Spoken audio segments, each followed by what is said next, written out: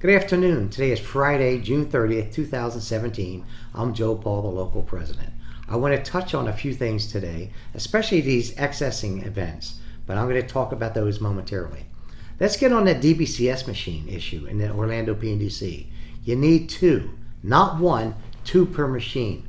So if you're working with one per machine, you still tell your steward, tell your supervisor, tell your steward and you file grievance to give a statement. We want two per machine. If they schedule two but work one, that's a problem. We're winning monetary settlements. It's a safety issue. Not so much the money, but we need the money for it too. But you also want the issue to stop. So we have to flood the system if that's what it takes. Now let me get in some of the accessing events. I received some in the mail today. I knew about them like 2 or 3 days ago, or 4 days ago actually. We have some accessing events in some of the smaller local or installations. We have MIMS, Eustis, Leesburg, Sebring, Haines City, and Longwood. Those are in places where function 4, which is customer service, they're looking to access one employee out, one full-time regular. In Longwood, they're talking about 2. Now we have heard rumors that a couple or 3 of those might stop. They may not go on with them, but as of right now, we're being very proactive as opposed to reactive because we don't know for sure. We have a national business agent that's going to meet at the district level this week to really find out the scoop on that, whether or not they're really going to be stopped or they're not going to be stopped. When I find that out, I'll let you know. Now let me go into the Seminal. We'll start with the Seminal PNDC.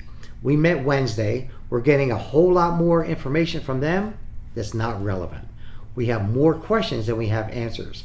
Now, management at the local level, I don't believe they're trying to be sneaky. I believe it's coming from the headquarters level because they're not happy. Mike Willard and Don Shander, the 2 plant managers, they're not happy with this. They don't know how they're going to get the mail out. The Postal Service at the headquarters level is sending out all these data forms where they want the Postal Service locally. We have this going on in plants all over the country. To put in all that data, it spits out a function 1 scheduler that says what we need, what hours we need, what days off we need in different areas. It doesn't even match up with the workload. So that's a problem. But what's going to be a problem in Seminole is that they're anticipating getting rid of, not out of the installation, but accessing 6 or 7 employees, full-time regular clerks, out of the craft. Within the installation, most likely, if it happens, they'll probably go to custodial craft. So that's something that we're looking at. We're going to make sure this is done correctly, but we've got a whole lot more to look at before we can give any kind of contractual language and put it to the test, because management, like I said, is not giving us the information that we need to make an informed decision contractually. So we're going to stay on top of that. Let's talk about the Orlando PNDC. They've got lots of jobs being affected there. They're going to have accessing out of level 7s and level 6s within the state, within the sections, which are defined by tour. By item 18 of the local memorandum, it's by tour. So they're going to have new jobs. They're going to access, we hear, rumor is, it's not so much rumor, but we're seeing some of it on paper, but they're going to try to decrease the number of full-time regulars on Tour 1, and they're probably going to go to extra jobs on Tour 2 and Tour 3. So we'll keep you up on that as soon as we hear more information. Like I said, I have more questions than I have answers coming from management. Not just here, but I'm directing it here because they're getting their orders from up above, and I need the answers here, not from up above. So when we get the right information that we need, that's when we're going to make sure that everything's followed by the book contractually so we don't have the mistakes like I saw a year or 2 ago. We came in and had to fix something that they messed up the first time. So we'll make sure that we're on top of that.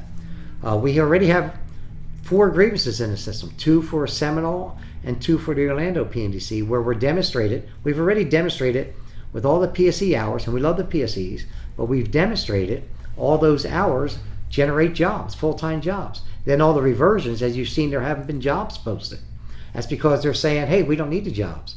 But they do need the jobs. We demonstrate that. We put all the figures that the Postal Service gave us, we put them in a program, and we demonstrated 29 full-time regulars as an example in Orlando, which demonstrates new jobs, plus not doing away with jobs.